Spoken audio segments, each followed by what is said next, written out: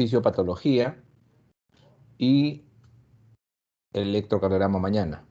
¿Ok? Fisiopatología es una parte muy importante del conocimiento que debemos obtener porque nos va a permitir interpretar no solamente los hallazgos clínicos que ya hemos revisado en nuestro ciclo anterior con la semiología, sino sobre todo entender qué tratamiento es el más adecuado para manejar los problemas que enfrentemos, que es lo básico, ¿no?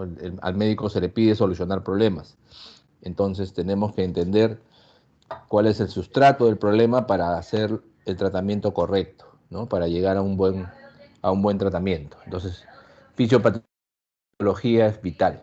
Entonces vamos a hacer hoy día una revisión de ella y mañana electrocardiografía básica, que son pilares, digamos, son pilares para nuestro, para nuestro conocimiento. Ya después empezaremos ya con patologías, digamos, ya estructuradas, digamos, empecemos con insuficiencia cardíaca, con valvulopatías, con hipertensión y todo, pero creo que las dos clases, la de hoy y mañana, son importantes que se las dé. Entonces vamos a empezar con esta clase hablando sobre cómo ha ido evolucionando los conocimientos sobre problemas cardíacos a lo largo de las décadas en cuanto a la tecnología. La tecnología permite, o nos ha permitido, mejor dicho, que muchas de las cosas que antiguamente solamente podíamos soñar manejar, actualmente sean rutinarias. Y eso ha permitido que la curva de mortalidad de una patología tan importante como por ejemplo la enfermedad coronaria haya ido descendiendo notablemente a lo largo de los años.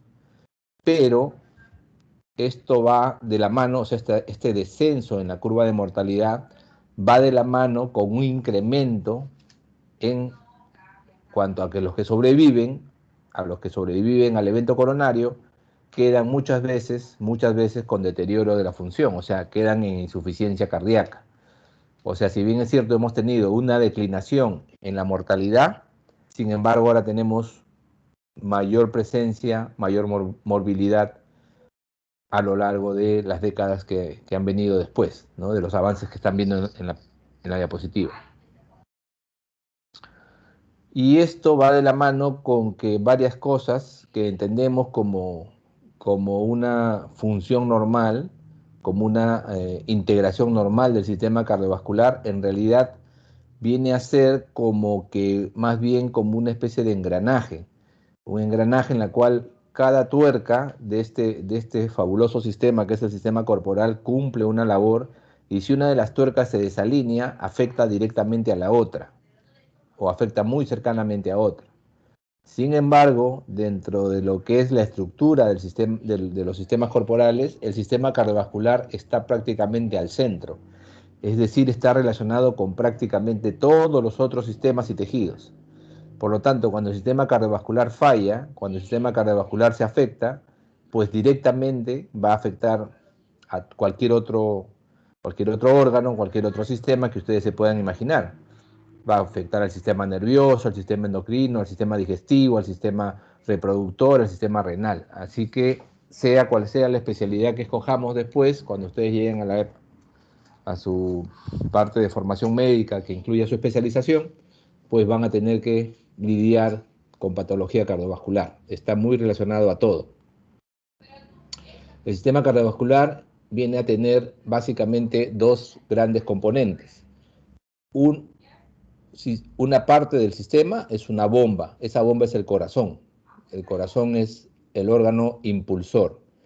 Y otra parte del sistema son los vasos, que son los conductos por los cuales lo que impulsa el corazón, que es la sangre, debe llegar a todos los tejidos, ¿no? También está compuesto por moléculas, por células, ¿no?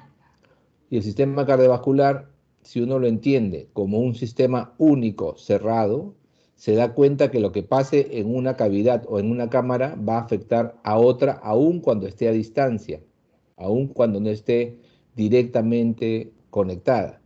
¿Por qué? Porque es un círculo, es un circuito, es una conexión permanente y continua de sangre, un flujo permanente y continuo de sangre a través de todas las cámaras y cavidades de nuestro corazón. Así, por ejemplo, tenemos que en el sistema cardiovascular hay dos bombas, digamos, dos bombas que trabajan en paralelo, el ventrículo derecho y el ventrículo izquierdo.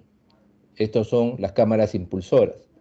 Y estas cámaras impulsoras, digamos, deben funcionar impulsando la misma cantidad de sangre. O sea, un corazón sano debe el ventrículo derecho tener un volumen sistólico tan igual como lo tiene el ventrículo izquierdo. Si el ventrículo izquierdo tiene un gasto de 5 litros por minuto, pues el ventrículo derecho también tiene que tener un gasto de 5 litros por minuto. Entonces, este sistema son dos bombas en serie, dos bombas que trabajan en serie. Si una bomba se afecta, va a afectar directamente a la otra. Y recordemos que en el sistema cardiovascular todo el flujo de sangre es por gradiente de presiones, gradiente de presión. Entonces, si empezamos desde la aurícula derecha, ¿no? Si empezamos desde la aurícula derecha, para que la sangre pueda pasar al ventrículo derecho, BD, la presión en algún momento del ciclo cardíaco de la aurícula derecha debe ser superior al ventrículo derecho. Y cuando la presión de la aurícula derecha es mayor que la del ventrículo derecho, pues va a aperturarse una válvula que se llama la válvula tricúspide, permitiendo el llenado. Lo importante del sistema es que el flujo siempre debe ser anterógrado, o sea, el sistema siempre debe funcionar permitiendo el flujo sanguíneo en una sola dirección. Si el sistema falla en eso, si el sistema permite el regreso de la sangre de una cámara a otra anterior, este regreso de sangre es patológico, siempre es patológico. Entonces, en resumen, el sistema cardiovascular debe ser un sistema que trabaje siempre impulsando sangre en sentido anterógrado, hacia adelante. En este caso, por ejemplo, como les decía, en algún momento del ciclo la aurícula derecha supera en presión al ventrículo derecho, abre la válvula tricúspide y llena de sangre el ventrículo derecho. Pero cuando el ventrículo derecho supera en presión a la aurícula derecha, la válvula que separa estas dos cámaras se cierra, la válvula tricúspide, impidiendo el retorno de la sangre del ventrículo derecho a la aurícula derecha, normalmente. Y solamente permitiendo que el flujo del ventrículo derecho tenga un solo camino, tenga una sola forma de salir del ventrículo derecho, que es a través de la válvula pulmonar. ¿Ok? Esa es la válvula pulmonar. Esta válvula pulmonar permite que el ventrículo derecho impulse sangre hacia la arteria pulmonar. La arteria pulmonar va a llevar sangre hacia la circulación pulmonar, ahí se va a oxigenar, y la sangre oxigenada va a regresar al corazón a través de las venas pulmonares hacia la aurícula izquierda. Y exactamente lo que hemos descrito para el lado derecho pasa exactamente igual para el lado izquierdo. O sea, la aurícula izquierda en algún momento supera la presión del ventrículo izquierdo, apertura la válvula mitral y lo llena. Luego se contrae el ventrículo izquierdo, cierra la válvula mitral y la única forma que tiene el ventrículo izquierdo de vaciarse es a través de la válvula aórtica. La sangre va hacia la aorta. Y luego la sangre se hace, bueno, va hacia la circulación sistémica, ¿no? Y debe, una vez que se usa la sangre, que se utiliza el oxígeno y sus nutrientes, regresar para que el ciclo se pueda perpetuar. Entonces, regresan por las venas sistémicas, otra vez hacia la aurícula derecha, ¿no? Hacia la aurícula derecha, y el ciclo se repite una y otra vez. Hay circulaciones muy especiales dentro de este sistema. Una de ellas es la circulación coronaria. La circulación coronaria es una circulación muy especial porque la circulación coronaria es una circulación que depende prácticamente íntegramente del flujo. Cuando el corazón nuestro recibe sangre de las arterias coronarias, extrae en cada pasada a través de las arterias casi el 100% del oxígeno que la arteria es capaz de llevar. Entonces, solamente se puede aumentar el aporte de oxígeno al miocardio aumentando el flujo. No es que el corazón pueda extraer más oxígeno de lo que le mandamos. Ya extrae en condiciones basales prácticamente todo lo que le mandamos. Entonces, si le aumentamos la demanda, si le aumentamos la necesidad de contractilidad de ese corazón, tiene que aumentar necesariamente el flujo. No hay otra forma. Una vez que la sangre es utilizada por el corazón, va a regresar a través del seno coronario, o sea, de las venas coronarias al seno coronario y de ahí la aurícula derecha. ¿Ok? Y eso también es parte de la circulación que se hace otra vez que vuelve a repetir el ciclo ya descrito. No olvidar entonces que el sistema tiene dos posibilidades nada más. El sistema cardiovascular o está bien o está mal. Si está bien, se llama que tiene suficiencia, que es cuando tiene capacidad de realizar adecuadamente su función. O sea, cuando es capaz de impulsar este circuito que acabamos de describir de manera correcta, sin que haya regurgitación, el flujo se mantiene en el estado normal, bueno, en que esté demandando, digamos, ese corazón el trabajo y es capaz de mantenerlo adecuadamente. Pero en algunos estados de patología, ¿no? Esta situación ya no se puede mantener. Entonces, cuando es incapaz, ¿no? El sistema cardiovascular de realizar la función de transportar oxígeno y nutrientes según los requerimientos metabólicos corporales, eso se llama insuficiencia o disfunción, ¿no? Y cada parte del sistema que hemos descrito en la diapositiva anterior puede ser la responsable o tener relación con esta insuficiencia, con esta falta de capacidad. Por lo tanto, uno debe distinguir dos tipos, digamos, dos subgrupos de tipo de suficiencia. Una es la suficiencia cardíaca, ¿okay? La suficiencia cardíaca se refiere al corazón como estructura global, y otra es la suficiencia ventricular, que se refiere específicamente a la capacidad de bombeo del corazón. ¿Por qué? Porque ahora se sabe que el corazón puede bombear perfectamente y aún así ser incapaz de cumplir adecuadamente la función. ¿Por qué? Porque a veces el problema no está en su capacidad de contracción, que puede estar bien, sino a veces el problema está, por ejemplo, en su capacidad de llenado, que se llama función diastólica. Entonces, uno puede de alguna manera ir tratando de encuadrar el problema del paciente dentro de la fisiopatología, diciendo que el paciente puede tener una incapacidad por falla de bomba, o sea, una capacidad que tendría que tener relación con el diagnóstico de insuficiencia cardíaca con fracción de eyección reducida, o el paciente puede tener un problema de llenado, que sería relacionado a una insuficiencia o falla cardíaca con fracción de eyección preservada. Recordemos que el flujo sanguíneo tisular va a depender del tono de los vasos, del tono vasomotor y de la presión arterial. De eso depende el flujo. Entonces, recordemos que presión arterial, hablando en la parte de la fisiología, tiene que ver con una ecuación que relaciona el volumen sistólico, el volumen minuto, o sea, el gasto cardíaco y la resistencia periférica. Por eso la ecuación generalmente que ustedes recuerdan de sus clases de fisiología es presión arterial es igual a gasto por resistencia. Y el volumen de eyección, o sea, el volumen sistólico, ¿de qué depende? Del volumen que eyectamos, ¿no es cierto? Del volumen en cada latido y de la frecuencia cardíaca. O sea, el gasto cardíaco, que es igual al volumen minuto, es igual a volumen sistólico multiplicado por frecuencia cardíaca. Si, por ejemplo, tienes un paciente que tiene un volumen de eyección de 70 mililitros, ¿no? 70 mililitros, y tiene una frecuencia cardíaca de 70 latidos por minuto, uno multiplica, ¿no? 70 mililitros por 70 latidos y te da 4.900 mililitros por minuto, ¿no? Por cada minuto, o sea, 5 litros por minuto, más o menos en promedio, es lo que eyectan nuestros ventrículos.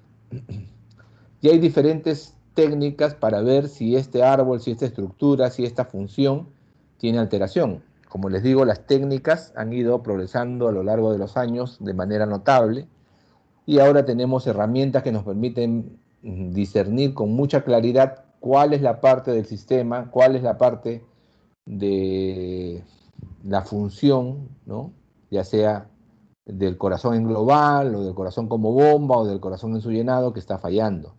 Entonces podemos ver, por ejemplo, ecocardiografías, podemos ver angioresonancias, podemos ver imágenes de tomografía de emisión de positrones, imágenes de tomografía de fotón único, Doppler vasculares, resonancias magnéticas, estudios de Doppler tisular y una serie de cosas que nos han facilitado tremendamente poder encontrar la causa del problema. Por lo tanto, en la fisiopatología cardiovascular, actualmente ya, digamos, para serle sincero, es muy difícil que un diagnóstico se pueda pasar por alto, porque generalmente un paciente que llega a un servicio de cardiología, pues es sometido a las pruebas que le estoy diciendo y la conclusión es que muchas veces se puede llegar a un diagnóstico muy claro ahí.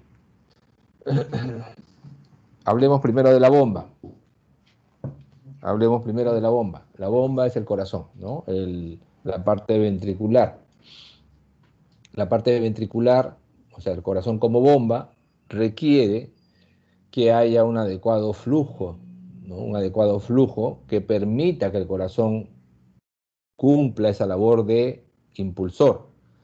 Y ese flujo se lo dan las arterias coronarias. ¿Okay? Las arterias coronarias son las encargadas de poder proporcionar al músculo cardíaco de los nutrientes y el oxígeno para que se dé la contracción adecuada, se cumpla con una contracción que impulse adecuadamente.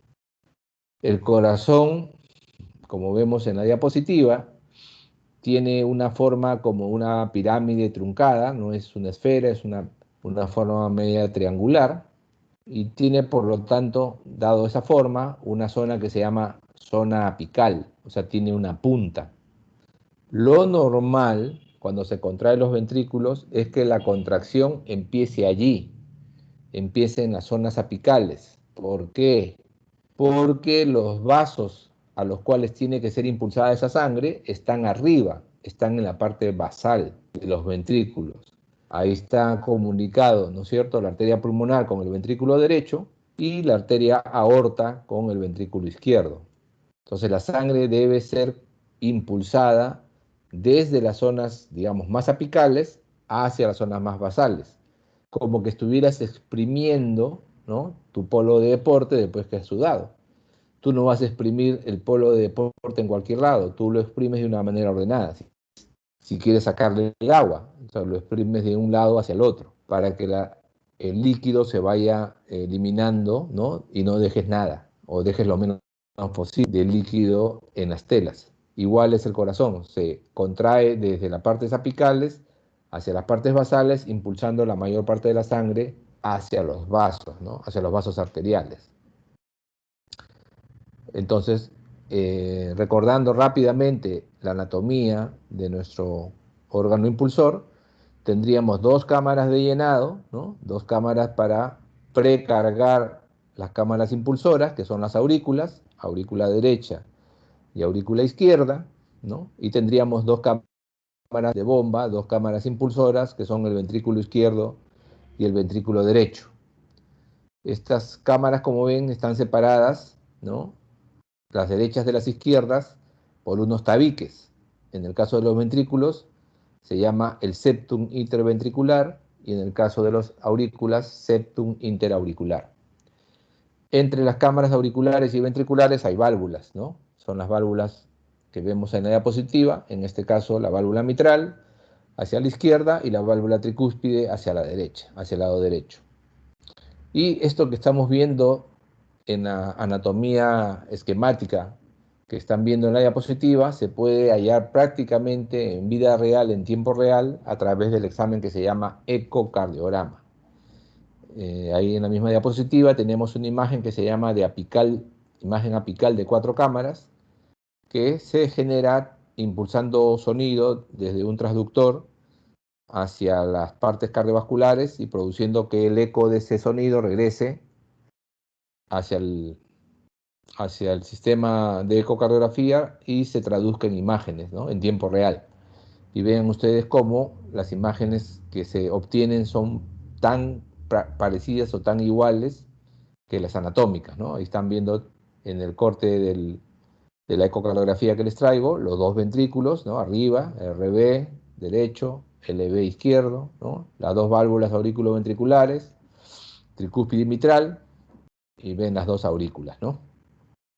En algunos casos, en la imagen que se ve de ecocardiografía, se llega a notar algunas veces en la zona que se cruzan los septums y las válvulas, en la zona de la cruz, digamos, la válvula aórtica, ¿no?, la válvula aórtica, que está muy relacionada a la válvula mitral, como ven ahí. Si recordamos cómo es la circulación, entonces, como les dije, son bombas en serie. Entonces, lo que impulsa la cámara derecha hacia el lado izquierdo es el mismo volumen, ¿no es cierto?, que el lado izquierdo luego le va a regresar al a la bomba derecha. Entonces, si falla, por ejemplo, el ventrículo derecho o la zona derecha en impulsar la sangre, lo que va a pasar es que el lado izquierdo va a recibir menos sangre. Y si el lado izquierdo recibe menos sangre, va a impulsar menos sangre. Entonces, al impulsar menos sangre, ¿no es cierto?, se activan unos mecanismos que tratan de compensar esta caída en el gasto cardíaco, o sea, en la cantidad de oxígeno y nutrientes que reciben los tejidos, y se va a producir un efecto que en general lo que intenta es aumentar el volumen sanguíneo y aumentar la presión, ¿no? Aumentar volumen y aumentar presión. Ese es el fundamento de cualquier falla en el sistema cardiovascular, que se trata de compensar inmediatamente. O sea, cualquier falla que tengan ustedes a nivel de todo lo que están viendo allí, que son las circulaciones que les decía en serie, va a generar mecanismos de adaptación, o de compensación, mejor dicho. El ciclo cardíaco, por lo tanto, es una maravilla, porque tengamos en cuenta que aproximadamente 70, 80 veces por minuto nuestro corazón debe batir y lo hace durante toda nuestra vida. Eso significa que aproximadamente en un día normal, sin que nos demos cuenta, nuestro corazón ha tenido que latir alrededor de 100.000 veces y en 10 días casi 1.000.000 de veces. Y lo hace con una eficiencia increíble. Entonces es una maravilla que podamos tener un órgano tan dentro de la fisiología, tan extraordinariamente dispuesto, ¿no?, para cumplir su labor. ¿Cómo lo hace? Bueno, lo hace generando presión. El ventrículo es una bomba y genera presión. Y esa presión que genera el ventrículo se va a transmitir en cada ciclo cardíaco, ¿no?, en cada ciclo cardíaco hacia, ¿no es cierto?, la arteria que, bueno, en este caso estamos viendo en la gráfica, el lado izquierdo, que es la arteria aorta, y permitiendo, por lo tanto, que la sangre circule, que la sangre sea eyectada. Hay unas letras abajo en la diapositiva que están en negro, ¿no es cierto? La letra A, B, C, D, E, y cada una de ellas representa un momento del ciclo cardíaco.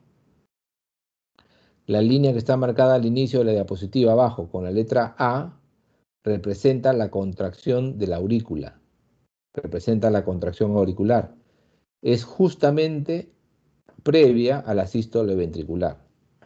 ¿Y por qué es importante que haya una contracción auricular previa a la sístole ventricular?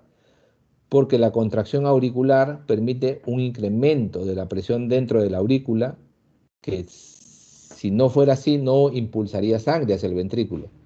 Es decir, esa contracción auricular al final de la diástole permite que haya un llenado final un poco mayor del ventrículo. Aumenta el volumen de fin de diástole. Una vez que la presión del ventrículo comienza a incrementarse cuando empieza la sístole, en algún momento la presión del ventrículo izquierdo va a superar a la presión de la aurícula izquierda y va a cerrar la válvula mitral. Entonces, la presión que generó el ventrículo en ese momento es suficiente como para cerrar la válvula mitral, o sea, para que no regrese sangre hacia la aurícula, pero todavía no es lo suficientemente alta como para abrir la válvula aórtica. Y ese tiempo que está entre que cerró la mitral y va a aperturar la aorta se llama el tiempo de contracción isovolumétrica. Tiempo de contracción isovolumétrica. Entonces va desde que se cerró la mitral hasta que se aperturó la aorta. ¿Cuándo se apertura la aorta? Cuando la presión del ventrículo izquierdo, que está en la gráfica en color azul, la línea azul, supera la línea roja que está ahí, marcada con PAO, que es la presión de la aorta, y apertura la válvula aórtica, eyectando la sangre hacia ese vaso. Es la fase de eyección, la fase sistólica. Una vez que la sangre se eyecta a través de la aorta, ¿no?, hacia la parte sistémica, el ventrículo comienza ya su proceso de relajarse, ¿no? La sístole comienza a terminar. Y cuando la sístole va terminando, la contracción va disminuyendo, pues evidentemente la presión dentro del ventrículo también va cayendo. La presión dentro de la cámara ventricular va cayendo rápidamente. Y en algún momento va a bajar por debajo, la caída de la presión me refiero a la presión en diástole de la aorta. ¿Por qué? Porque la aorta es una arteria que tiene en su capa media, ¿no?, fibras elásticas. Y esas fibras elásticas, cuando el órgano impulsor, el ventrículo, deja de eyectar, mantienen la presión. O sea, mantienen la presión dentro del vaso. Es como que se generara ahí una presión permanente que permite que el flujo persista desde la aorta, aún en diástole, hacia los tejidos. Entonces, cuando la presión del ventrículo cayó, pero la de la aorta se mantuvo, se cruzan esas presiones, produciendo que la presión aórtica sea mayor que la del ventrículo y cierra la válvula aórtica. Se cierra la válvula aórtica y cuando se cierra la válvula aórtica se acompaña de un ruido ocultable que es el segundo ruido. Ahí está marcado con la letra C en la diapositiva, abajo la letra C. Ese es el cierre de la válvula aórtica. Posteriormente, el ventrículo sigue perdiendo presión en el ciclo cardíaco, se sigue relajando y en algún momento la presión del ventrículo va a caer por debajo de la presión de la aurícula izquierda. Eso se da en el punto D, que está marcado ahí en la diapositiva abajo. Cuando cae la presión del ventrículo izquierdo por debajo de la presión de la aurícula, se abre la válvula mitral, o sea, es el inicio de la diástole. Y el periodo que va desde que se cerró la válvula aórtica hasta que se abrió la válvula mitral se llama periodo de relajación isovolumétrica. Periodo de relajación isovolumétrica. Luego viene la fase diastólica. En el primer momento la presión de la aurícula es mucho mayor que la del ventrículo y hay una gran fuerza impulsora y el llenado es rápido. El llenado del ventrículo es rápido en esa fase inicial de la diástole. Se llena prácticamente los 2/3 del ventrículo, de lo que se va a llenar el ventrículo en la totalidad de la diástole en esa fase inicial, pero luego las presiones de la aurícula y del ventrículo se igualan. Una vez que se produce el paso de la sangre de la aurícula al ventrículo, las presiones se igualan. Y cuando se igualan, evidentemente, como no hay gradiente, pues no hay mucho flujo. Eso se llama fase de diastasis. Fase de diastasis o llenado lento. Ahí prácticamente el flujo que pasa a través de la mitral se reduce mucho. Y luego viene al final de la diástole la contracción auricular, que está marcado ahí como CA en la diapositiva abajo. La contracción auricular genera otra vez un incremento de la presión dentro de la aurícula izquierda que vuelve a superar la presión del ventrículo, produciéndose el llenado final. El llenado final de diástole, que es la fase final, ¿no?, de la diástole, la fase presistólica. Y ese llenado final de la diástole que produce la contracción auricular contribuye con un 25% del llenado total del ventrículo. Muy importante. Entonces, recordemos también que habíamos hablado de los componentes del gasto, ¿no es cierto? Los componentes que representaban lo que era el gasto cardíaco, el volumen que se eyecta, ¿no?, o sea, el volumen sistólico y la frecuencia. Vamos a hablar del volumen que se eyecta. El volumen que se eyecta, el volumen sistólico, depende de unos factores que son muy importantes y que no debemos olvidar. Depende de la precarga, depende de la contractilidad del ventrículo y depende de la poscarga. De estos tres, la precarga y la contractilidad tienen relación directa con el volumen eyectado. Es decir, a mayor precarga, mayor volumen eyectado. A mayor contractilidad, mayor volumen eyectado. Y la poscarga tiene relación inversa. ¿Ok? Si tienes mucha poscarga, el volumen eyectado va a ser menor. Va a bajar.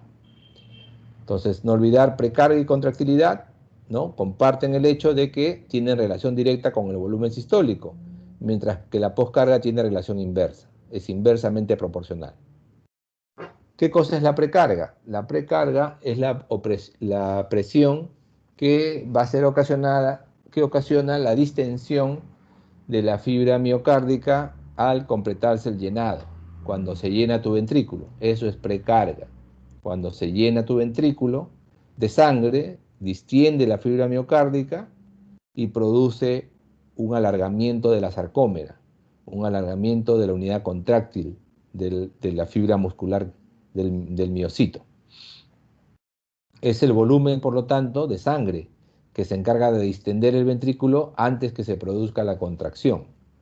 Si bien es cierto, precarga no es exactamente volumen, no es lo mismo hablar de precarga que volumen, sin embargo, sí tenemos que decir que el volumen de sangre tiene directa relación con ella, porque mientras más volumen de sangre ingresa al ventrículo, pues la presión que se genera al final de la diástole sobre la pared va a ser mayor. Entonces, viene a ser, ¿qué cosa la precarga? Viene a ser el volumen diastólico final. El volumen diastólico final y o la presión diastólica final, porque ese volumen va a generar o se va a traducir en presión sobre la pared ventricular. ¿Ya? ¿Qué cosa es la poscarga? La poscarga son todas aquellas fuerzas que se oponen a que el ventrículo pueda eyectar sangre. Por lo tanto, se puede decir que es la presión que debe vencer el ventrículo para poder expulsar sangre hacia la aorta.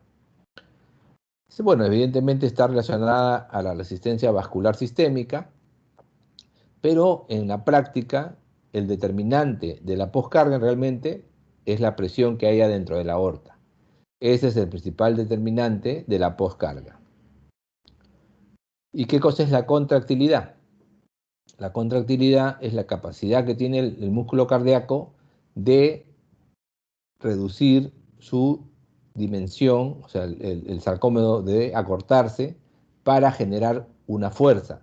O sea, es una fuerza generada por el acortamiento de la fibra.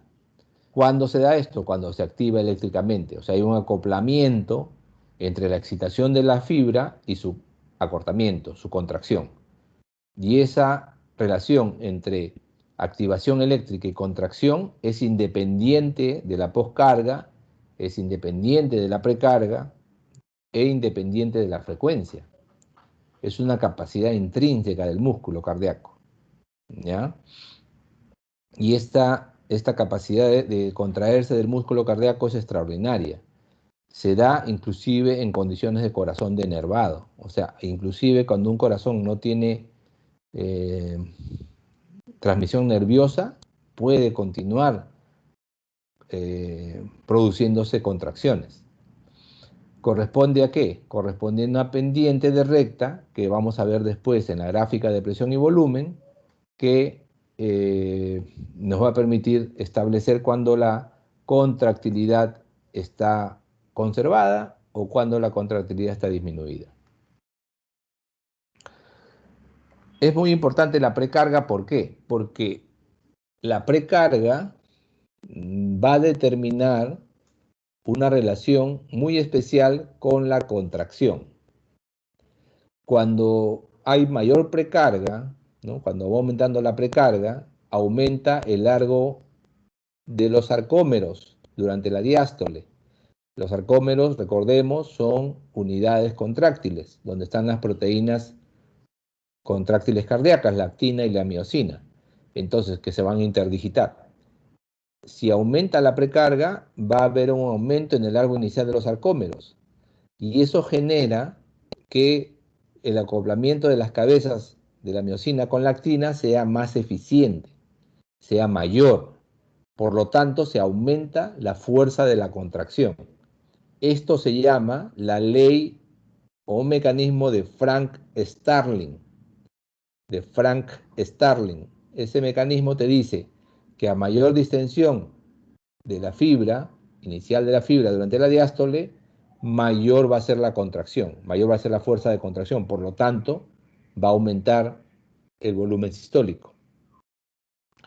Ahora, este mecanismo, ¿no? Este mecanismo en el cual la mayor precarga se acompaña de este aumento del volumen eyectado, no es indefinido, o sea, no es que sea para siempre.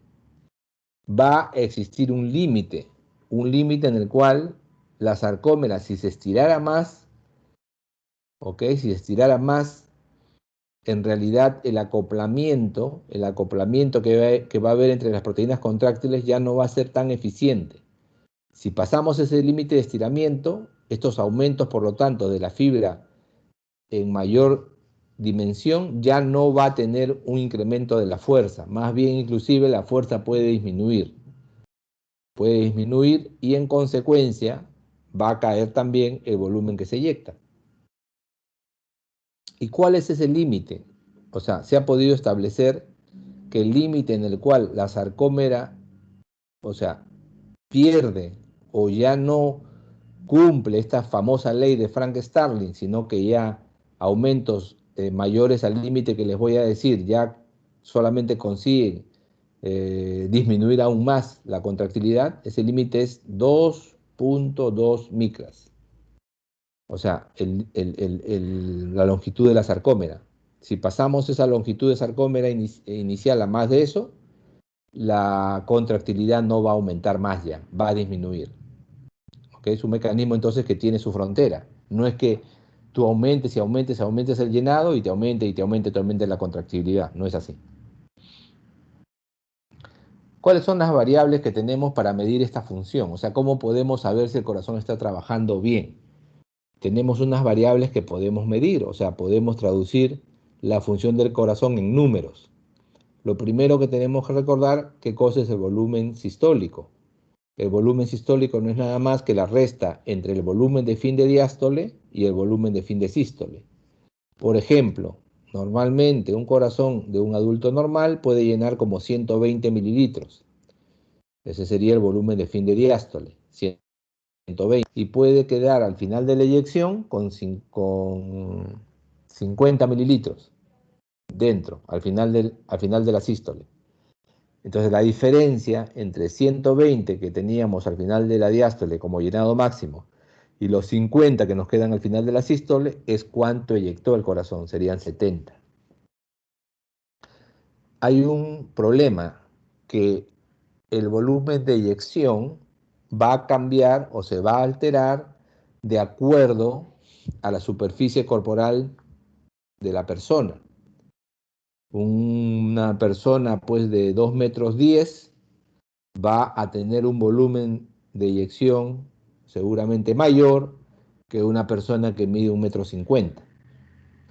Entonces, para tratar de obviar la importancia de la superficie corporal en estos cálculos, se estableció un término porcentual, o sea, un valor que pudiera representar porcentualmente el trabajo del corazón. Y eso se llamó la fracción de eyección.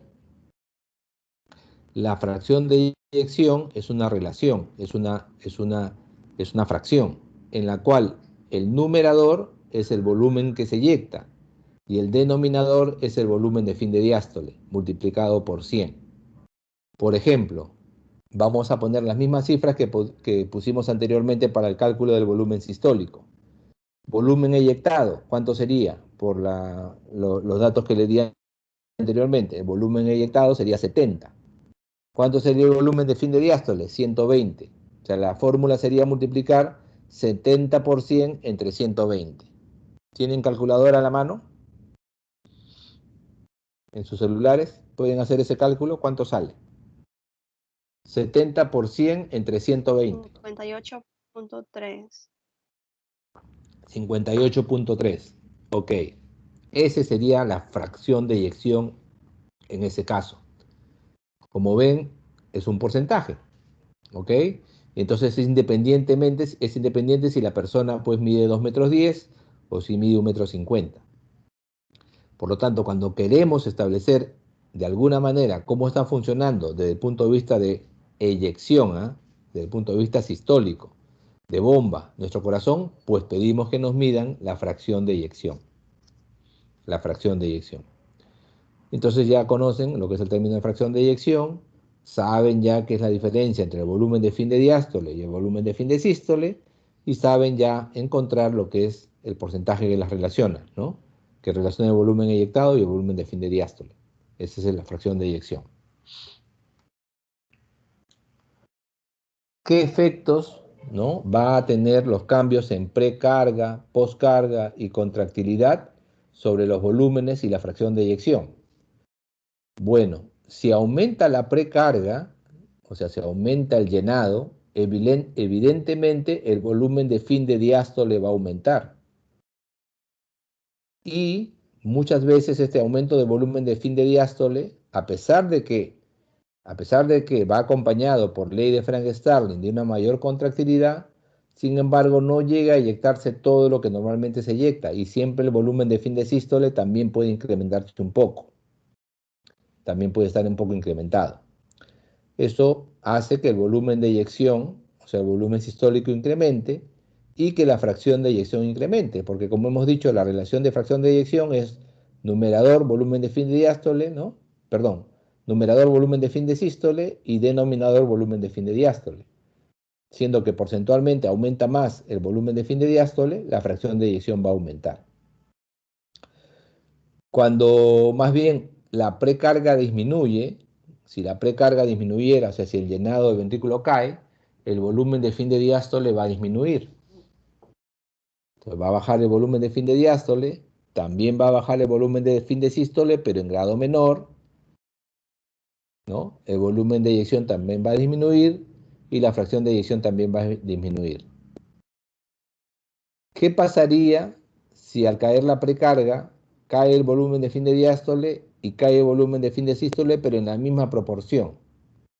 Si fuera ese el caso, si al caer la precarga cayera el volumen de fin de diástole y cayera el volumen de fin de sístole en la misma proporción, la fracción de eyección no cambia, porque es una relación porcentual. ¿Ok? Es una relación entre estas dos variables, pero porcentualmente. Si cae una igual que cae la otra en porcentaje, pues la fracción de eyección no va a cambiar. ¿Qué pasa si se incrementa la poscarga? El volumen de fin de diástole puede incrementarse un poquito, el volumen de fin de sístole va a incrementarse más, entonces el volumen va a disminuir. ¿Por qué? Porque el volumen de fin de sístole aumentó más en proporción que lo que aumentó el volumen de fin de diástole. Por lo tanto, el volumen sistólico cae y también cae la fracción de eyección. Finalmente, si cae la contractilidad, cuando una cámara baja su contractilidad, siempre se dilata. Una cámara que baja su contractilidad siempre va a tender a dilatarse. Entonces el volumen de fin de diástole va a ser mayor, el volumen de fin de sístole va a ser mayor, inclusive mayor proporción, porque va a quedarse mucha sangre dentro del ventrículo al final de la sístole, va a aumentar mucho. Eso nos dice que el volumen de eyección va a caer, o sea, volumen sistólico, y que la fracción de eyección también va a caer grandemente. Entonces ya habíamos hablado de las relaciones de proporción entre precarga, poscarga y contractilidad en relación al volumen eyectado. Y habíamos dicho que el volumen eyectado es inversamente proporcional a la poscarga. O sea, si aumenta la poscarga, ¿no es cierto?, cae el volumen de eyección. Y no olvidar la regla que les dije, que toda cámara con contractilidad disminuida se va a terminar dilatando. Es una cosa muy importante. ¿Cuándo un corazón es suficiente? ¿Cuándo un corazón es adecuado? ¿Cuándo cumple bien su trabajo? Cuando posee contractilidad normal, cuando se contrae bien. Eso es obvio. Pero, esta contractilidad normal tiene que ser capaz de ajustarse a los requerimientos metabólicos corporales. ¿A qué me refiero? Que si el paciente está en reposo, se mantenga bien, pero si el paciente requiere o aumenta su demanda, como por ejemplo hiciera un esfuerzo físico, debería compensatoriamente la contractilidad aumentar, o sea, aumentando la fracción de eyección, que hemos dicho que hay esa relación. Pero este aumento, este incremento en la fracción de eyección durante los esfuerzos debe darse con una presión de llenado normal. Es decir, que no debería aumentar tanto la precarga. No debería aumentar tanto. La presión de llenado debe mantenerse normal. Es decir, que cuando un corazón es suficiente, si tiene contractilidad normal o si se le pide que le incremente durante el esfuerzo, lo hace a expensas de no aumentar mucho la presión de llenado. Además de contraerse adecuadamente, un corazón que está bien, que está suficiente, debe ser capaz de relajarse, porque en el ciclo cardíaco, recordemos, hay una fase sistólica y hay una fase diastólica, y ambas fases son muy importantes.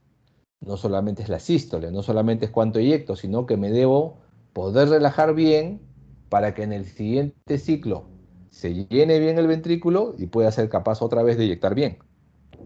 Si no se llena bien, no va a poder eyectar bien. Entonces, la capacidad de relajarse adecuadamente se llama una función diastólica normal. También debe tener o conservarse la capacidad de distenderse. O sea, distenderse significa el volumen máximo que es capaz de recibir el corazón. Eso es distensibilidad. ¿Hasta cuánto puede el radio de la cavidad ser incrementado? Eso debe ser normalmente al nivel que permita mantener un gasto adecuado. Y también tiene que tener como regla que un corazón suficiente debe poder modificar su frecuencia. O sea, ser capaz de aumentar su frecuencia según la demanda. ¿Por qué? Porque cuando uno hace un ejercicio, cuando uno hace un esfuerzo, aumenta la contractilidad, es decir, aumenta el volumen sistólico, pero eso tiene un límite. No es que el corazón puede eyectar, digamos, de una manera infinita todo el contenido que lo llena. Siempre va a quedar al final de la sístole algo de volumen dentro del corazón, siempre. Entonces, la única manera que va a tener al final el corazón de aumentar el gasto, dentro de la ecuación de gasto que recordemos, que es volumen sistólico por frecuencia cardíaca, va a ser modificando frecuencia. Por eso es que los grandes atletas, las personas que tienen una super condición física, sus frecuencias cardíacas de reposo o basales son generalmente bajas. Un atleta, un ciclista profesional, tranquilamente puede tener frecuencias cardíacas de reposo de alrededor de 40, 45 latidos por minuto. ¿Para qué? Para tener él durante la competencia la posibilidad de aumentar su frecuencia cardíaca mucho. Y eso aumenta la capacidad de generar gasto cardíaco. Recordemos que tenemos que separar, ¿no?, de lo que es suficiencia cardíaca a la parte que es el ventrículo, que es la bomba. Entonces, cuando hablamos específicamente de ventrículo, tiene que tener contractilidad normal, tiene que tener una contractilidad en reposo que pueda incrementarse ante los esfuerzos, o sea, que aumente la fracción de eyección, pero no a expensas de aumentar llenado, o sea, compresión de llenado normal.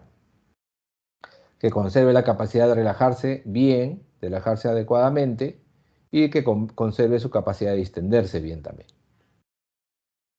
Por lo tanto, llegado a este punto, ya podemos decir que en la fisiopatología del problema cardíaco, uno tiene que distinguir si la incapacidad, o sea, si la disfunción es por falla en la bomba, falla en el ventrículo en contraerse, que se llama falla sistólica, por falla en el llenado, o sea, falla en la capacidad de relajarse o distenderse, que se llama falla diastólica, o es una combinación de los dos.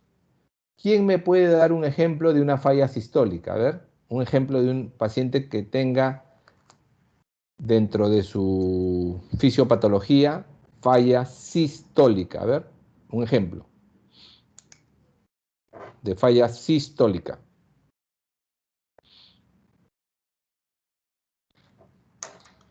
Una hipertensión arterial, doctor. Ya, vamos a pensar, a ver, una hipertensión arterial. Ya, a ver. En una hipertensión arterial lo que va a haber es aumento de la presión a nivel de la aorta. Porque la hipertensión arterial, estamos hablando de la sistémica, se conlleva de un incremento en los milímetros de mercurio que se van a medir en las paredes, en la tensión parietal de la aorta. Eso va a generar que el ventrículo tenga que superar, tenga que vencer esta mayor resistencia, esta mayor poscarga, aumentando su contractilidad.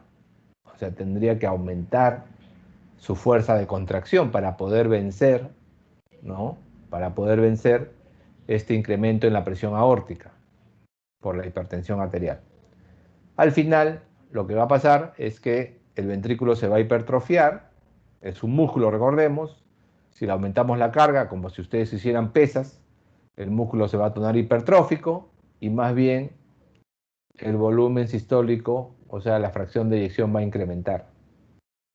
No sería un ejemplo de falla sistólica la hipertensión arterial. Diastólica, sí, doctor. Disculpe. De falla diastólica, sí. Ahí sí puedo aceptarte. Porque la hipertrofia ventricular va a generar un ventrículo izquierdo muy rígido.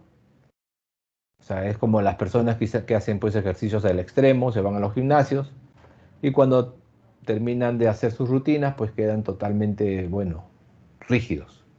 ¿no? O sea, una persona muy musculosa y no es tan flexible, ¿no? Una persona muy musculosa generalmente es media rígida en su caminar. Igual es la falla diastólica. Ejemplo de falla sistólica sería, por ejemplo, un infarto de miocardio. Porque un infarto de miocardio, lo que va a pasar es que se va a cerrar una arteria coronaria.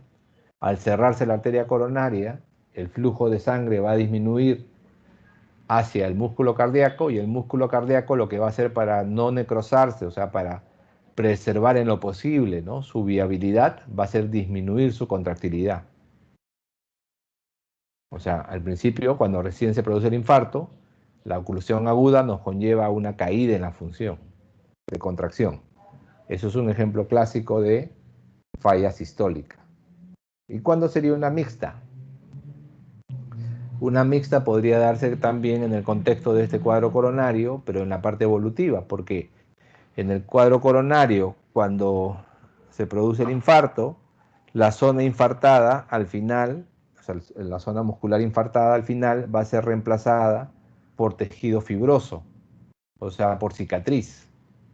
Y entonces esa cicatriz no va a tener capacidad de distenderse, no va a poder acoger volumen.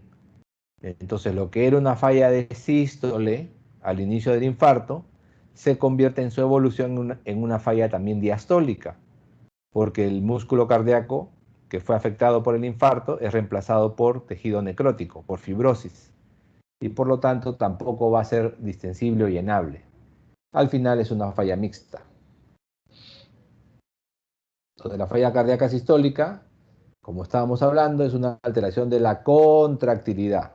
O sea, aquí lo que está alterado de las variables que les expliqué, precarga, poscarga, contractilidad, frecuencia, es la contractilidad. ¿Cómo se valora la contractilidad? Por la medición, la observación, la obtención de la fracción de eyección, que ya les expliqué qué cosa es la fracción de eyección. Cuando hay una insuficiencia cardíaca sistólica, si la fracción de eyección está disminuida en reposo. ¿Y cuánto es la fracción de eyección normal? La fracción de eyección normal es 60 más menos 5. O sea, entre 55% a 65%. Si está disminuida de esa cifra en reposo, es una insuficiencia cardíaca sistólica. O también puede pasar que esté caída en reposo y además no aumente, o inclusive puede hasta caer en los esfuerzos. Lo normal es que cuando le pedimos esfuerzo a un paciente, su contractilidad debería aumentar. Entonces, si no aumenta, ya es patológico. El no aumentar ante la demanda de un ejercicio ya es patológico. Y peor aún, si cae. O sea, de lo que ya era malo, el que no aumente puede ser peor, porque inclusive en el esfuerzo puede hasta caer. Y en los pacientes en los cuales la fracción de eyección sea capaz de aumentar ante el esfuerzo que se le pide al paciente, pero que lo haga con un aumento de la presión de llenado, un aumento de la presión de fin de diástole, eso también se considera insuficiencia cardíaca sistólica. ¿Cuándo es insuficiencia cardíaca diastólica? Es cuando hay una alteración en el llenado. Y puede ser por dos variables. Puede ser por alteración en la relajación o alteración en la distensibilidad. ¿Cuál es la diferencia entre alteración de la relajación y alteración de la distensibilidad? Alteración de la relajación es cuánto puede el corazón aceptar de volumen en el tiempo, en función del tiempo. O sea, es una variable que relaciona llenado con tiempo. Y distensibilidad más bien es una variable que relaciona llenado con un tope de llenado. Ejemplo. Utilicemos el ejemplo que nos dieron hace poquito cuando pregunté de la hipertensión arterial. En la hipertensión arterial, típicamente el problema en cuanto a la insuficiencia diastólica es alteración en la relajación. porque el ventrículo que se ha hipertrofiado por la hipertensión se hace muy lento para relajarse. Como les digo, se relaja, pero lentamente. Es una variable entonces de llenado relacionado a tiempo. Mientras que cuando hablo de distensibilidad, es el tope que puede llenar el ventrículo bajo ciertas condiciones, ¿no? Sin aumentar de manera súbita o brusca su presión de llenado. Por ejemplo, si tienes un pericardio, la capa pericárdica que se ha calcificado, por ejemplo, después de una pericarditis tuberculosa, el pericardio se puede calcificar, ¿okay? Puede dar lo que se llama pericarditis constrictiva. En una pericarditis constrictiva, esa coraza, ese pericardio, impide que los ventrículos se llenen más allá de lo que esa calcificación permite. Es como un corsé, como una faja que se le pone al corazón e impide que se llene más del tope que le da ese pericardio calcificado. Eso es una alteración de distensibilidad, porque ya llegas a un tope en el cual, por más que se intente llenar el corazón, ya no lo va a poder hacer. Ya es imposible, ya no va a llenar más. Entonces, una pericarditis constrictiva, un taponamiento pericárdico, ¿no? Una alteración, por ejemplo, por infiltración del propio miocardio debido pues, a una neoplasia, a una hemocromatosis, a una sarcoidosis, a una amiloidosis, puede dar alteración de distensibilidad.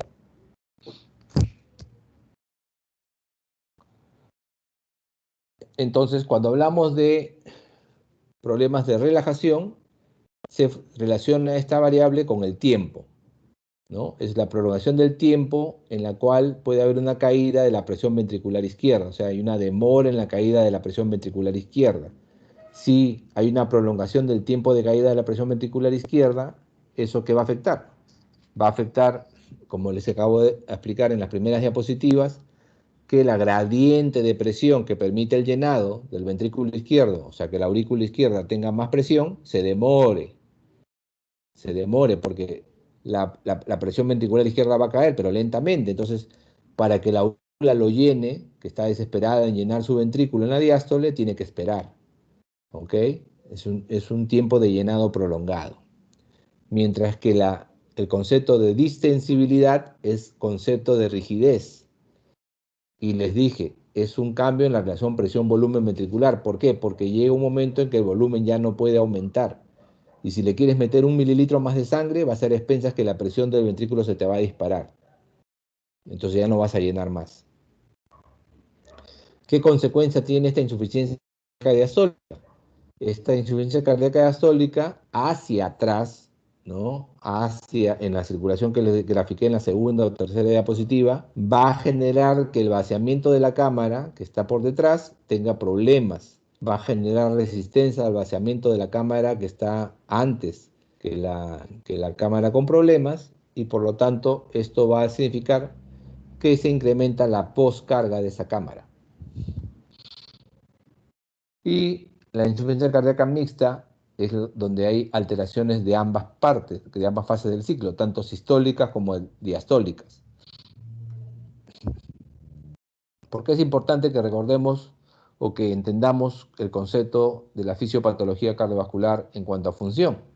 Porque el concepto es que si falla el corazón en cumplir, en poder adecuadamente llevar oxígeno y nutrientes a los tejidos, eso ya es insuficiencia cardíaca. Y la insuficiencia cardíaca es una patología en aumento, como les dije en la primera diapositiva. En Perú se calcula que ya vamos casi por el 1.000.000 de personas con este diagnóstico. Y la incidencia es de 300 casos nuevos por cada 100.000 habitantes.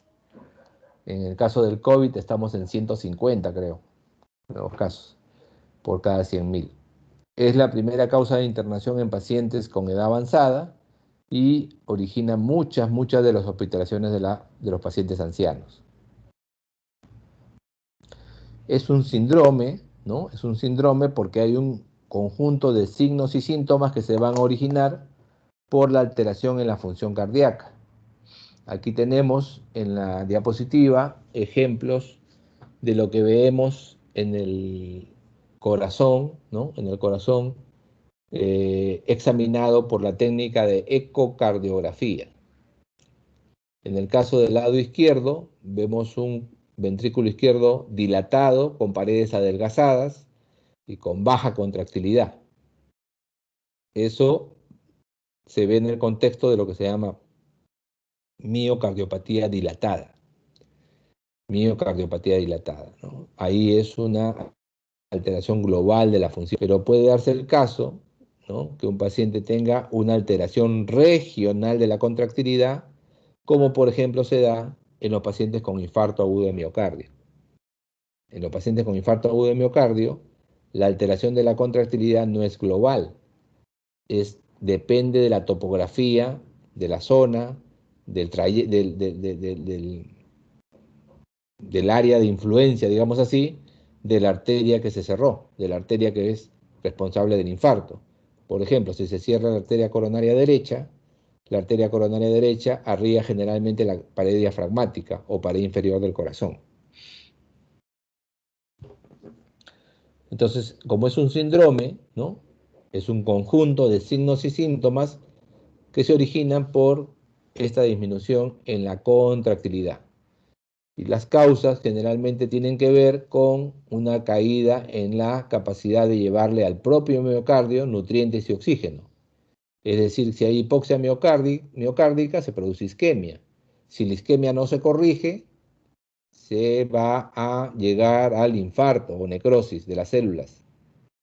También puede haber procesos virales o inflamatorios agudos que se llaman miocarditis, y puede haber alteraciones o descompensaciones de formas crónicas de falla cardíaca. También eso nos puede llevar a problemas agudos. En la fisiopatología de este problema, de este síndrome, hay una disminución en el flujo a nivel de los tejidos, hay un incremento en la presión que se registra en la aurícula izquierda y hay una dilatación en el ventrículo izquierdo. No olvidar la ley que les dije, toda cámara que tenga baja contractilidad al final se va a dilatar. Para entender esto en cuanto a la fisiopatología es muy útil graficar la función del corazón a través de un sistema que se llama la curva de presión-volumen o relación de presión y volumen, que es lo que estamos viendo en la diapositiva. Entonces, en la diapositiva estamos viendo abajo una gráfica en la cual en el eje de las X tenemos el volumen ventricular y en el eje de las Y tenemos la presión ventricular. Empecemos, hay dos círculos ahí, ¿no? El círculo más grande, no círculos sino figuras geométricas. Empecemos con la primera, con la más grande. La más grande representa la normalidad, eso es lo normal, esa es la curva presión y volumen normal. En esa curva de presión y volumen, si nos vamos me refiero a la primera, si nos vamos a la línea que está más hacia la derecha de la diapositiva, esa línea que asciende empieza desde un corte a través de una línea curvita que hay abajo. Esa intersección entre la línea más marcadita que asciende y la curva que está abajo en ascenso, ese punto se llama la presión final de diástole. Es lo que representa la presión final de diástole. La presión al final de la diástole. O sea, es la precarga. Es la presión al final de la diástole. Luego viene la contracción del ventrículo, ¿no?, que aumenta la presión dentro de la cavidad, y es la línea que vemos que asciende, ¿no?, la línea vertical que asciende. Y luego se va a vencer la presión de la aorta, se va a abrir la válvula aórtica y se va a inyectar sangre. Cuando la sangre se eyecta, la presión sigue aumentando, pero ya no va a ser un aumento de la presión tan brusco, tan rápido, ya va a ser más moderado, va a ser una curva, va a ser como una especie de cúpula, y cuando la presión, digamos, dentro del ventrículo comienza a caer, ¿no?, comienza a caer, también va a producirse una detención de los cambios volumétricos. ¿Por qué? porque si la presión dentro del volumen comienza a caer, en algún momento la válvula aórtica se va a cerrar. Y cuando la válvula aórtica se cierre, ya no va a haber eyección. Pero tampoco aún se ha abierto la válvula mitral. Entonces va a haber un proceso en el cual la línea más hacia la izquierda de la figura geométrica, la línea de caída, digamos, en línea recta que está más hacia la izquierda, representa eso, representa que cae la presión, pero que el volumen no cambia. En el eje de las X, en el eje de volumen, no hay desplazamiento, es el mismo volumen. Eso es el periodo de relajación isovolumétrica. Periodo de relajación isovolumétrica. Luego viene la diástole, y cuando hay diástole, ¿no es cierto? Hemos dicho que el volumen ventricular incrementa, porque hay llenado. Entonces vemos que la curva, ¿no es cierto?, que está ahí abajo, la curva de abajo de la figura, comienza a aumentar, comienza a ir hacia arriba, porque mientras más se llene el ventrículo, mayor va a ser la presión de fin de diástole. Esa es la primera asa, la grandota. ¿Y qué representa la segunda asa, la pequeña, que está al costado? Esa asa representa la curva de presión y volumen que se va a dar en un ventrículo que está en insuficiencia de contracción, en una cardiopatía dilatada, por ejemplo. Cuando hay un ventrículo que está en problemas de contracción, lo que vamos a ver es que el volumen de fin de diástole va a aumentar. Como vemos en la gráfica, la figura está representada más hacia la derecha, o sea, indica más volumen. El tiempo que es posible generar presión, generar un incremento de presión, es menor que lo normal. Como ven, la línea que asciende, la que está más hacia la izquierda en la figura pequeña, no sube tanto como en la primera, no llega a tener una generación de presión tan importante, porque hay una caída en la contractilidad. Luego, ¿qué vemos? Luego vemos la eyección, vemos el periodo de eyección y notamos que es de menor cuantía que cuando es una contracción normal, como es la gráfica que está al costadito. Luego vemos que se produce el cierre de la válvula aórtica y comienza a caer la presión dentro del ventrículo izquierdo, ¿no es cierto? Periodo de relajación isovolumétrica, pero cuando llega al final, cuando la presión del ventrículo cae a su punto mínimo, vemos que la presión que mantiene ese punto mínimo está por encima de la presión que mantiene un ventrículo normal. O sea que le va a costar más a esa aurícula llenarlo. Y eso lo vemos claramente porque el punto de fin de diástole, un punto que marca la presión de fin de diástole, antes de que se inicie el recorrido de las curvas que les acabo de mencionar, está por encima, está por arriba, ¿no?, de el punto que marca la curva normal. O sea, la presión ahí está mayor. Aquí hay un incremento de la presión de fin de diástole. Ahí en la diapositiva estamos mostrando la curva normal, la curva, digamos, de un paciente normal, el asa presión volumen normal. Y si ven esa línea, esa tangente que está paradita ahí marcando, digamos, el punto en el cual la válvula aórtica se cierra, esa línea recta marca contractilidad. O sea, es la línea de la contractilidad. ¿Qué consecuencias nos da el hecho que el ventrículo comience a fallar? Bueno, va a haber alteraciones sistémicas, auriculares y pulmonares. A nivel sistémico, va a tratar de compensarse la caída aumentando frecuencia, taquicardia. Va a haber vasoconstricción arterial, cutánea y visceral, tratando de redistribuir el flujo que se dé en órganos no vitales hacia los órganos vitales. O sea, se reduce la cantidad de sangre que le mandamos a la piel, que mandamos a las vísceras, para que haya más sangre al propio corazón y más sangre al cerebro. Se activan los mecanismos que retienen agua y sodio. O sea, se activa el sistema renina-angiotensina-aldosterona. Y se pueden producir edemas periféricos. A nivel de la aurícula, va a aumentar la poscarga de la aurícula. Eso significa un aumento de la presión auricular. Le va a costar más a la aurícula llenar el ventrículo. Y se libera un factor por distensión de las fibras miocíticas auriculares que se llama el péptido natriurético auricular.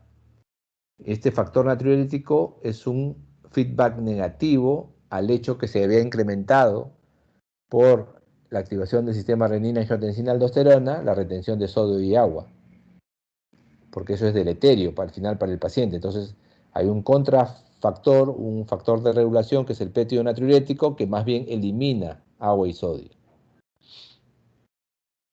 Y a nivel pulmonar va a darse hipertensión venocapilar pulmonar porque la presión del pulmón va a tener que incrementarse porque la presión de llenado auricular incrementa y como hemos dicho, todo es un sistema cerrado. Si una cámara que está por delante aumenta su presión, pues yo que estoy atrás tengo que aumentar aún más mi presión para poderla llenar, para poder sostener el flujo. La disminución de la perfusión renal, ¿qué va a activar? Va a activar la secreción por el sistema yuxtaglomerular del glomérulo de la renina. La renina es un clivador, o sea, quita algunos aminoácidos del angiotensinógeno y lo transforma en angiotensina 1. La angiotensina 1 sufre los efectos de la enzima convertidora de angiotensina, la ECA, que la transforma en angiotensina 2, que es la efectora del sistema. La angiotensina 2 actúa sobre vasos y sobre glándulas suprarrenales. En los vasos causa vasoconstricción, por lo tanto aumenta la presión arterial. Si aumenta la presión arterial, está aumentando la postcarga. Y por el lado de lo que sería la glándula suprarrenal, aumenta la producción de mineralocorticoide, la producción de aldosterona. La aldosterona es un potente mineralocorticoide que retiene sodio. Y al retener sodio va a retener agua. Eso significa que la volemia, el volumen de sangre va a aumentar. O sea, este mecanismo nos lleva a un aumento de precarga. Entonces, si bien es cierto, tenemos el aumento de precarga que por Frank Starling puede aumentar contractilidad, por el otro lado tenemos vasoconstricción que incrementa la resistencia contra la cual tiene que bombear ese corazón. O sea, aumenta postcarga. Entonces, en el caso de la disfunción diastólica, cuando hablamos de falla diastólica, son los signos y síntomas que se originan por compromiso en relajación o en distensibilidad miocárdica, que van a incrementar también la presión de la aurícula. Las etiologías de esta disfunción diastólica puede ser una cardiomiopatía hipertrófica o en condiciones mixtas, tanto diastólica y sistólica, como les había explicado, como un infarto de miocardio que puede alterar la contracción, pero también el llenado por producir en el miocardio zonas de fibrosis, una miocarditis, etapa de descompensaciones, alteraciones crónicas de aumento de precarga, alteraciones extrínsecas. En la fisiopatología el problema es alteración en relajación y o distensibilidad que originan un aumento de la presión en la aurícula izquierda.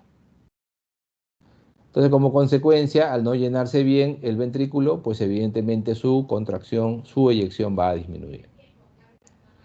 ¿Qué adaptaciones va a haber? Bueno, en el caso de la bomba, ¿no es cierto? Tenemos que recordar que en la parte de la física, cuando estudiamos física, sabemos que la fuerza es igual a masa por aceleración. Y hay una relación de presión, ¿no? La presión es fuerza sobre superficie. Fuerza sobre superficie. Y la tensión es igual a la presión por el radio. ¿Por qué es importante recordar estas variables? Porque a mayor tensión de la pared ventricular, si hay mayor tensión de la pared, se va a producir un incremento tremendo en el requerimiento de oxígeno.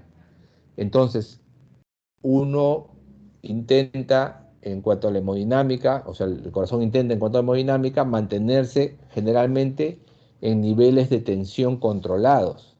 ¿Cómo podemos mantener el nivel de tensión controlado? Lo hacemos a través de la aplicación de una ley que se llama la ley de Laplace.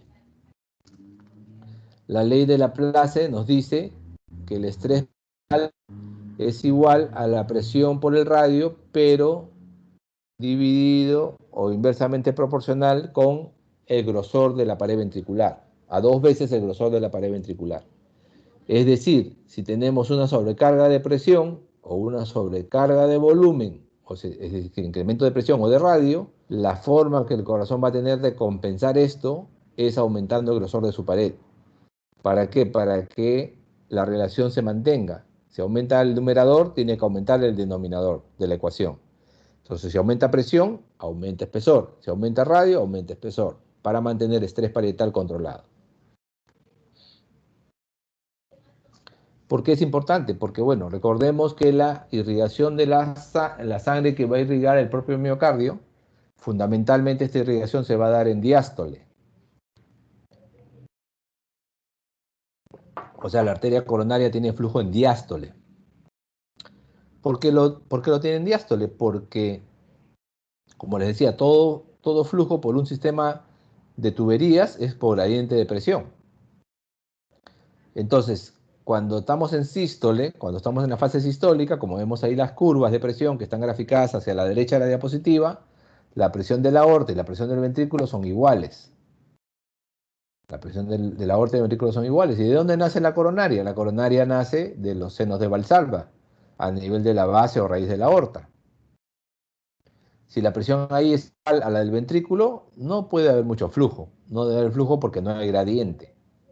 Pero cuando el ventrículo se relaja, cuando el ventrículo entra en diástole, la presión del ventrículo puede caer hasta cero, mientras que la presión de la aorta se mantiene por su componente elástico, en 80 o 70 milímetros de mercurio.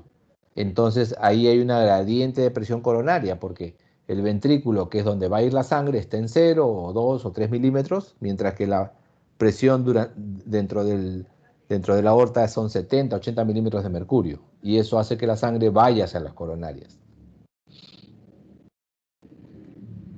Entonces, debe haber una adaptación para conseguir que el estrés parietal no incremente mucho cuando se producen alteraciones de patologías que sobrecarguen de presión o que sobrecarguen de volumen a tu corazón. ¿Por qué? Porque si aumenta la presión o aumenta el estrés, eso disminuye perfusión, disminuye circulación coronaria. Y hemos dicho que si la circulación coronaria disminuye, el ventrículo va a tener que entrar en un mecanismo defensivo que se llama hipocontractilidad. Entonces es un círculo vicioso. El corazón, como les decía, normalmente tiene una forma como de triángulo o pirámide truncada, tiene una punta, pero cuando la contractilidad se altera, cuando hay una falla cardíaca, muchas veces la morfología, la forma de ese corazón cambia y se torna esférico, que es mucho menos eficiente para producir la eyección de sangre hacia la aorta. El aumento de la poscarga que se generó por el mecanismo de la activación del sistema de angiotensina va a condicionar que se requiera más fuerza, que se deba generar más presión del ventrículo izquierdo para mantener la fracción de eyección. Entonces, este incremento en la necesidad de que el corazón bombee más o eyecte sangre a través de un sistema arterial que está con vasoconstricción, hace que el ventrículo necesite fuerza y por eso se hipertrofia. Entonces, si se hipertrofia, como hemos dicho, ¿no? Si se hipertrofia, es un mecanismo para compensar el incremento de presión. Ya hemos dicho la ley, ¿no? Entonces, el aumento del espesor de la presión, la hipertrofia ventricular, genera una compensación en la parte del estrés. Por lo tanto, al compensar esta hipertrofia, todo el mecanismo que hemos dicho que generaba la patología cardíaca, compensa de alguna manera porque aumenta la fuerza, por lo tanto la fracción de eyección, porque disminuye el estrés parietal, pero tiene su lado malo. El lado malo es que la hipertrofia ventricular va a condicionar presencia de rigidez, o sea, va a alterar el llenado. Va a alterar el llenado. Cuando la sobrecarga, en vez de ser sobrecarga de... estamos en sobrecarga de presión. Entonces, si hay una mayor poscarga, la respuesta es hipertrofia. Aumentan los componentes celulares, o sea, el ventrículo se hace más grueso. Eso significa que los sarcómeros aumentan en paralelo, ¿ok? Pero el aumento en el grosor de la pared no causa paralelamente un aumento en la posibilidad de oxigenar esa pared, porque no aumenta el número de vasos. Entonces, una hipertrofia pone en alto riesgo a esa pared ventricular de estar isquémica. Y si llega a la isquemia, ¿no? Si llega a la isquemia, es decir, que el volumen de sangre que le llega por la coronaria no es suficiente y se da el proceso isquémico, entonces va a empezar ya no solamente a caer la contractilidad, sino a dilatarse el corazón, a descompensarse el corazón y a caer la fracción de eyección. O sea, lo que era un corazón gruesito, gordito y grosito, se convierte en un corazón delgadito y crecido, ¿no? O sea, es la evolución natural de esta falla. Primero, hay una hipertrofia concéntrica por la sobrecarga por el aumento de la poscarga, pero si esto se hace persistente, ya se produce isquemia, se producen los cambios de daño propio del miocardio y termina dilatándose. Entonces, la austeridad natural es aumenta la poscarga, y aumento de poscarga produce una hipertrofia concéntrica, y más tardíamente se va a presentar dilatación, ¿no? Perdón, isquemia, dilatación y descompensación. Entonces, en la sobrecarga de presión, la historia natural es lo que están viendo abajo, ¿no? El corazón hacia la izquierda está normal, luego ahí se da el incremento de la poscarga generando la hipertrofia concéntrica, ves que esa pared muscular del ventrículo es mucho más gruesa que lo normal, pero al final, cuando ya se produce tardíamente la isquemia, el ventrículo se comienza a dilatar y a adelgazar y cae la fracción de eyección. Así como hay sobrecarga de presión, también puede haber casos en los cuales haya sobrecarga de volumen. Y en el caso de sobrecarga de volumen, para acomodar este volumen, que es mayor, sin aumentar la presión de llenado, sin aumentar la presión de fin de diástole, aumentan los diámetros de la cavidad ventricular, por lo tanto se dilata, y también notamos que disminuye la rigidez, es decir, es más distensible ese ventrículo. ¿Esto qué hace? Evita que aumente el estrés de la pared, que como he dicho al principio, es el que genera el determinante fundamental del consumo de oxígeno. Y por lo tanto se puede ver hipertrofia, pero no tan marcada como la hipertrofia que hemos visto en el caso de la sobrecarga de presión. Acá, entonces, los mecanismos de adaptación a una mayor precarga son la dilatación de la cámara, menor rigidez de la pared ventricular y una leve hipertrofia. En este caso, hipertrofia se llama excéntrica. Hipertrofia excéntrica. Entonces, no olvidar los mecanismos adaptativos a la sobrecarga de volumen, o sea, el aumento de precarga. ¿Cuáles son? Dilatación de la cámara, menor rigidez de la cámara y leve hipertrofia. Ahora, si ya la dilatación es marcada y si no hay hipertrofia, o sea, si no hay una relación de la place adecuada, va a aumentar el estrés de la pared y va a haber isquemia y caerá la fracción de eyección y el paciente se va a descompensar. Entonces, la historia natural del incremento de volumen o sobrecarga o aumento de precarga es dilatar la cámara, que esta cámara sea menos rígida y que haya una leve hipertrofia excéntrica. Ahora, tardíamente, la dilatación incrementa, ¿no? El estrés incrementa y cae la fracción de eyección. ¿Cuándo se va a dar el lado, bueno, la alteración en la cual hay un incremento de poscarga, ¿no? De poscarga ventricular? Cuando hay hipertensión arterial, cuando hay estenosis de la válvula aórtica, cuando hay patologías de la aorta torácica. Y cuando hay aumento de precarga, cuando hay incremento de la precarga, cuando hay insuficiencia generalmente, insuficiencia valvular de la mitral, insuficiencia valvular aórtica, cuando hay cardiopatías congénitas. ¿Y cuando hay disminución de la precarga? Bueno, en el caso de la estenosis mitral, en el caso de la hipertensión pulmonar, en el caso de algunas congénitas. Una diapositiva ya repetida, ¿no? Donde habíamos hablado de las variables que afectan el volumen o el gasto cardíaco, el componente de volumen sistólico, precarga, contractilidad directamente relacionadas, poscarga inversamente relacionada. A ver, ¿quién me da un ejemplo de un aumento agudo de precarga?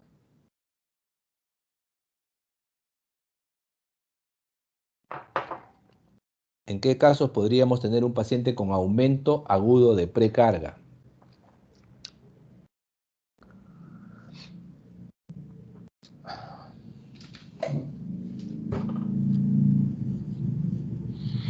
¿Podría ser, doctor, insuficiencia aórtica? Ya, puede ser, claro. En una insuficiencia aórtica que sea más o menos súbita, hay un incremento agudo de la precarga, ¿no? Porque hay un volumen que regresa de la aorta hacia el ventrículo. Ok, perfecto. ¿Y qué va a pasar? Va a alterar la famosa curva que les expliqué en diapositivas anteriores, la curva OASA de presión y volumen. Aquí en azul tienen la curva presión y volumen normal, relación presión-volumen normal. Como les vuelvo a repetir, la primera línea azul que asciende, la más pegada hacia la derecha, representa el tiempo de contracción isovolumétrica. La cúpula de arriba representa el tiempo de eyección, o sea, cuando sale la sangre por la aorta. La línea azul que desciende rectamente representa el tiempo de relajación isovolumétrica. Y la curva azul que va finalmente en la base de la figura representa el incremento progresivo de la presión al llenarse el ventrículo. ¿Qué es lo que notamos cuando hay un aumento agudo de precarga? La curva de presión y volumen se desplaza hacia la derecha, o sea, hacia mayor volumen. Hemos dicho que la curva, la línea de abajo representa volumen. Si se desplaza la figura hacia la derecha, está indicando que hay mayor volumen. ¿Ok? Hay un mayor volumen ahí. Pero vean ustedes que la línea roja que desciende, o sea, la parte más pegada hacia la izquierda de la gráfica, está prácticamente muy parecida o muy cercana a la línea azul que desciende, a lo normal. Si la línea que asciende en la figura está más separada de la línea que desciende, la distancia que hay entre las dos representa volumen. A mayor distancia, mayor volumen. Ese es el volumen de eyección, que es la línea que asciende es el volumen de fin de diástole y la línea que desciende es el volumen de fin de sístole. La diferencia entre las dos líneas, ¿no?, tanto en el caso de la figura azul como en la figura roja, representan su volumen sistólico. La otra gran cambio que se da cuando hay un aumento agudo de la precarga es que el llenado que se da, o la presión, mejor dicho, de llenado que se da en el ventrículo se tiende a incrementar. Por eso es que el punto de inicio de la línea que asciende roja es más alto, está más arriba, claramente, que el punto de inicio de la línea que asciende azul. ¿Ya? Entonces, en conclusión, ¿qué vamos a tener? En el aumento agudo de precarga, mayor volumen de fin de diástole, mayor volumen de eyección, incremento de la presión de llenado. ¿Quién me da un ejemplo de disminución aguda de precarga?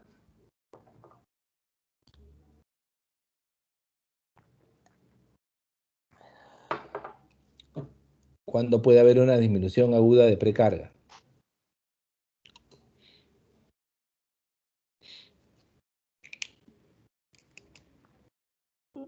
Doctor, ¿puede ser el shock hipovolémico? Exacto, puede ser el choque hipovolémico. Un choque hipovolémico significa que el paciente ha perdido muy rápidamente volumen o volemia circulante y eso es precarga. O sea, hay una disminución aguda de precarga. Por ejemplo, un paciente, una persona que se accidente, que sufre un accidente de tránsito con fracturas que sean fracturas que comprometen vasos, ¿no?, en las piernas, por ejemplo, con sangrado importante. Hay una hemorragia y puede dar un choque hipovolémico. En ese caso vamos a ver una curva de presión y volumen como vemos aquí en rojo. La curva azul, no se olviden, la curva azul es lo normal. En el caso de una disminución aguda de precarga, como el ejemplo que nos acaba de decir la doctora, de choque hipovolémico, pues ¿qué notamos? Notamos en primer lugar que la curva se desplaza un poquito hacia la izquierda, que la línea de ascenso roja está mucho más separada de la línea de descenso azul normal que las dos líneas de descenso, que están más o menos iguales, indicando que el volumen de expulsión baja, el volumen de eyección baja, pero lo que queda en el ventrículo es prácticamente lo mismo. O sea que el volumen residual, el volumen al final de la contracción es prácticamente el mismo que en condiciones normales. ¿Ok? ¿Por qué? Porque no hay incremento de contractilidad. La contractilidad es la misma. Como ven esa línea recta que sube que dice RFS, corta a ambas figuras prácticamente por la misma tangente. O sea, la contractilidad no cambia. Entonces, lo que ha cambiado aquí es el volumen que llena el ventrículo. Por lo tanto, el volumen de fin de diástole es menor. Por eso vemos que la curva, el asa presión-volumen, se desplaza hacia la izquierda. ¿Ok? Hay menos volumen. Y como hay menos volumen, también la presión que es capaz de generarse, habíamos hablado de la ley de Frank-Starling, ¿recuerdan? La ley de Frank-Starling les dije que era una ley que tenía que ver con precarga, tenía que ver con cuánto distiende ese volumen o cuánta tensión pone ese volumen sobre el sarcómero del ventrículo al final de la diástole para que su contractilidad sea mayor.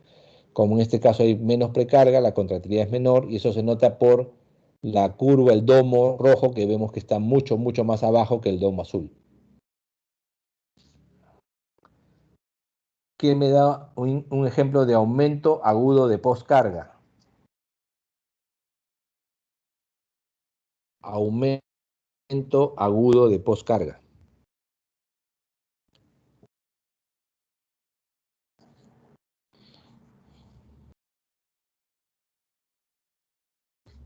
¿Cuándo puede haber un incremento agudo de la postcarga? Sería, ¿qué es la postcarga? Es toda resistencia que hace la aorta a la eyección de la sangre del ventrículo, fundamentalmente. Entonces, si tienes, por ejemplo, una crisis hipertensiva severa, pues vas a tener un incremento agudo de la postcarga. El paciente de repente estaba con 120, 70 en la mañana y cuando llega a tu consulta está con 240 sobre 160. Ese incremento en la presión arterial es un incremento de trabajo para el corazón porque la presión dentro de la aorta es 240, significa que el ventrículo tiene que por lo menos llegar a 240 milímetros de mercurio de presión para poder bombear. En ese caso que vemos que la curva se desplaza un poco hacia la derecha, no hacia la izquierda, que era lo que vimos en la diapositiva anterior. En este caso hacia la derecha, ¿no?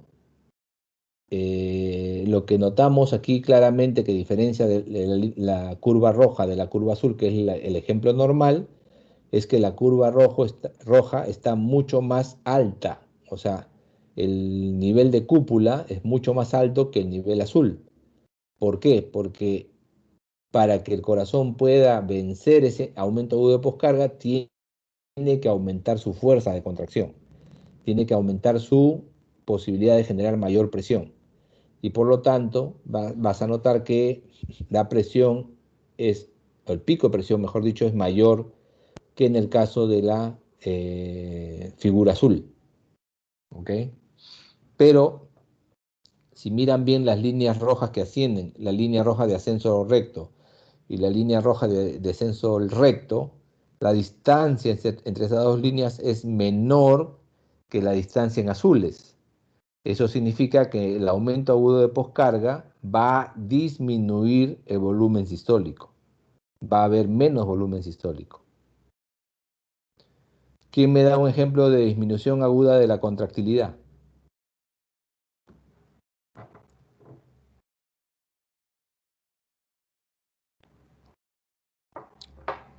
¿En qué caso puede bajar agudamente la contractilidad del corazón?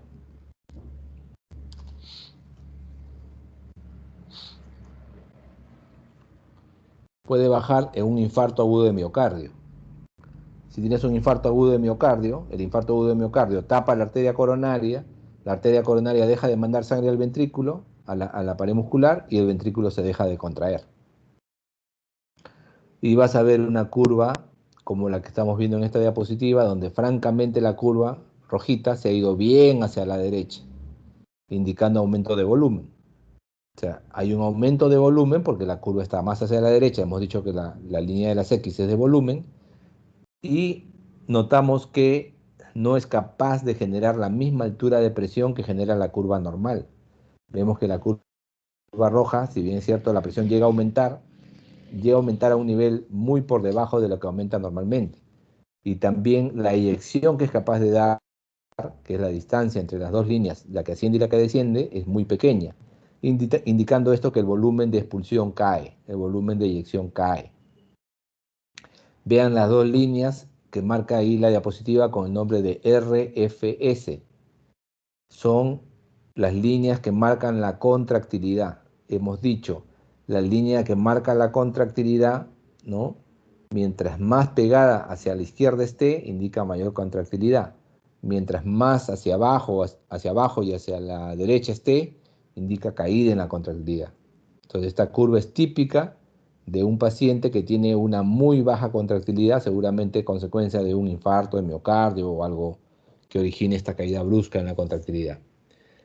Las áreas, el área que está dentro de la curva, el área que está dentro de la curva de presión y volumen es o traduce trabajo cardíaco.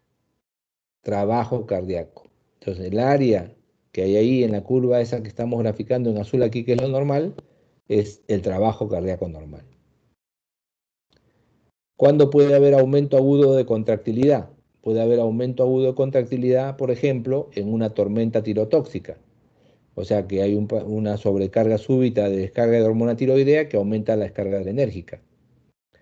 Y en ese caso, si hay un aumento agudo de contractilidad, la línea recta, la línea que marca contractilidad, se hace más hacia arriba y más hacia la izquierda, desplazando la curva de esa manera. En cuanto al llenado diastólico, no olvidemos que la relajación es activa y la distensibilidad es pasiva.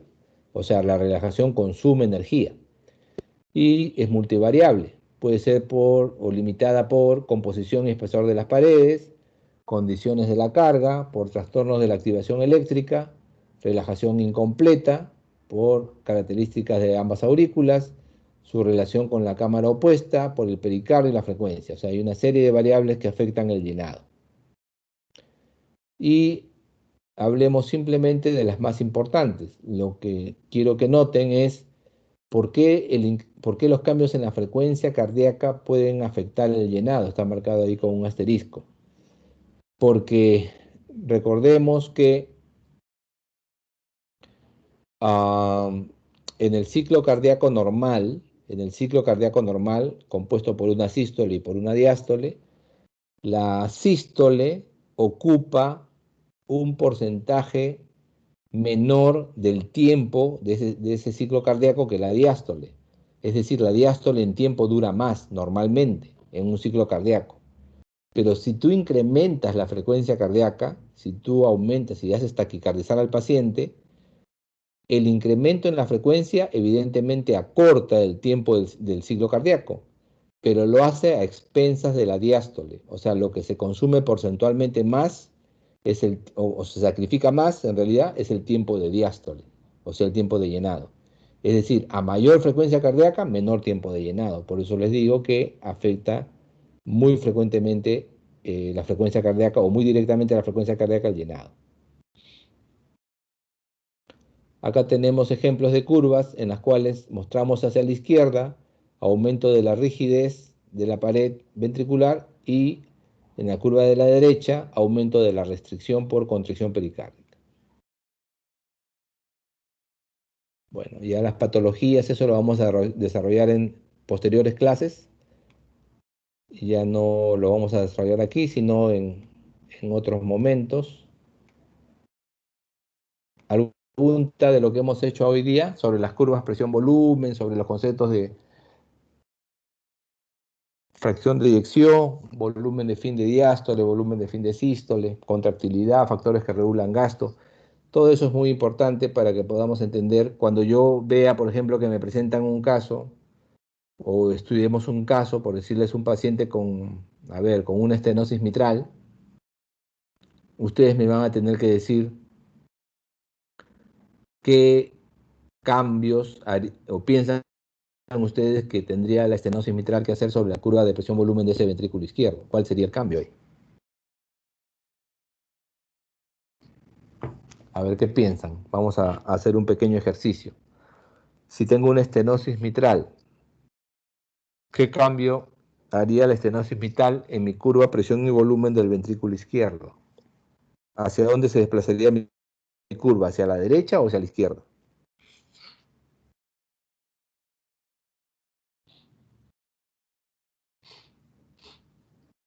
Si hay estenosis mitral, ¿hacia dónde hace el asa, la curva presión y volumen? ¿Hacia dónde iría? ¿Más hacia la derecha o más hacia la izquierda?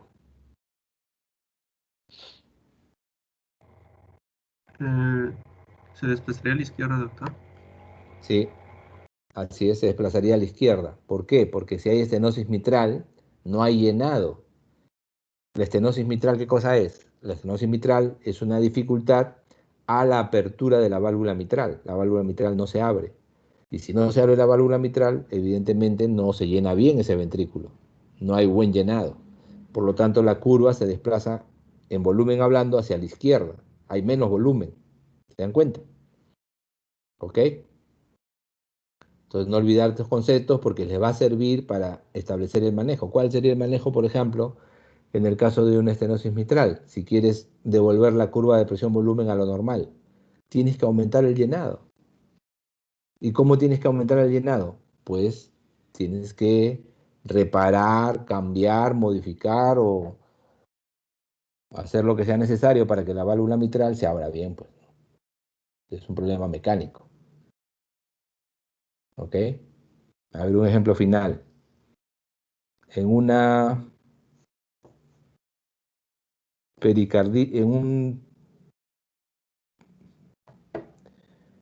en un taponamiento pericárdico. Taponamiento pericárdico. ¿Hacia dónde se desplazaría la curva de presión y volumen? ¿Hacia la izquierda o hacia la derecha? Taponamiento pericárdico. Taponamiento. Taponamiento significa que el volumen de líquido pericárdico ha incrementado a una cantidad de volumen tal que la presión que la presión dentro del pericardio es mayor que la presión de llenado. A eso se llama taponamiento. ¿Hacia dónde se iría nuestra curva de presión y volumen? ¿Hacia la izquierda o hacia la derecha?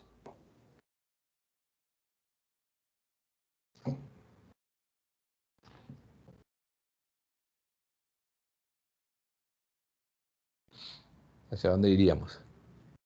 Si hay un taponamiento pericárdico. El concepto es qué parte del ciclo cardíaco estaría afectándose ahí en el taponamiento, la sístole o la diástole.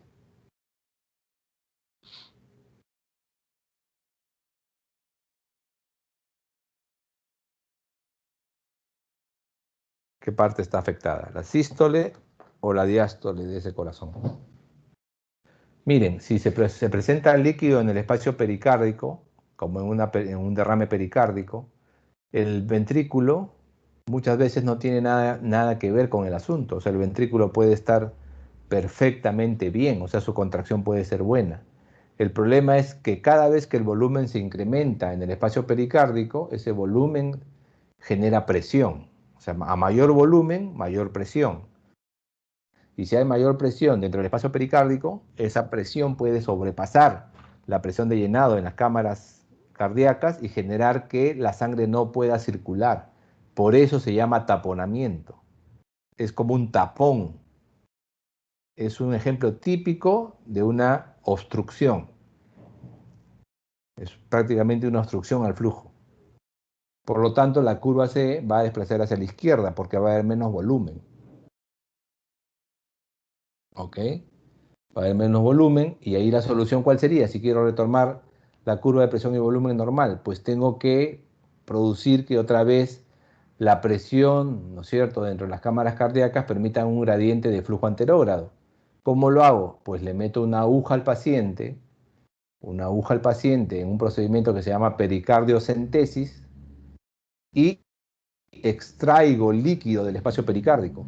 Al extraer líquido del espacio pericárdico, lo que estoy haciendo es bajar la presión. Y al bajar la presión, permito que la sangre fluya otra vez.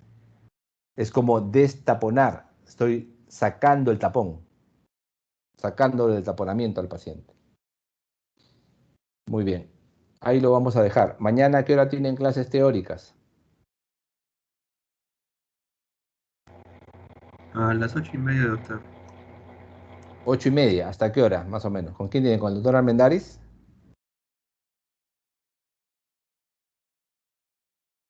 ¿Con qué doctor tienen mañana? El doctor Armendáriz se extiende bastante en sus clases. Con el doctor Armendáriz, doctor, miércoles 7. Miércoles 7, ya. Entonces, mañana va a ser muy complicado que hagamos clase en la mañana porque él se toma varias horas para su clase. Va a tener que ser en la tarde otra vez. ¿A qué hora pueden en la tarde de mañana? ¿A esta misma hora?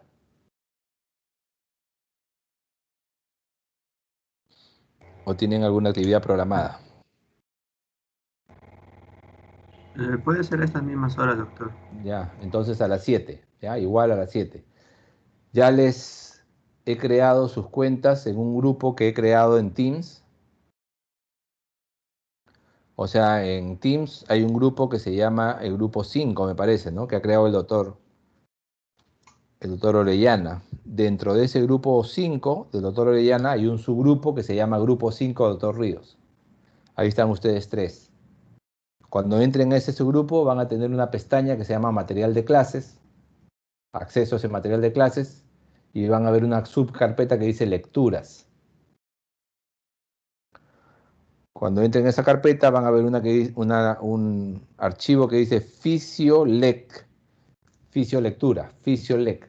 De esa lectura les voy a tomar un examen el próximo lunes. O sea, tienen que leer ese archivo porque de ahí les van a venir las preguntas. Ese archivo les va a explicar la ley de Frank-Starling, les va a explicar la ley de Laplace, la tensión tal y todo lo que hemos tratado ahora superficialmente. Entonces tienen que leerlo bastante. ¿Ok? Mañana ya me confirman si han tenido problemas de acceder a materiales de clase porque deberían tener acceso, según creo. Muy bien. ¿Alguna pregunta sobre lo que hemos avanzado hoy día? Perfecto. Ya. Entonces, para revisar lo que vamos a hacer esta semana, mañana nos toca EKG, que es miércoles. El jueves nos toca su exposición. ¿Ya se han dividido los temas?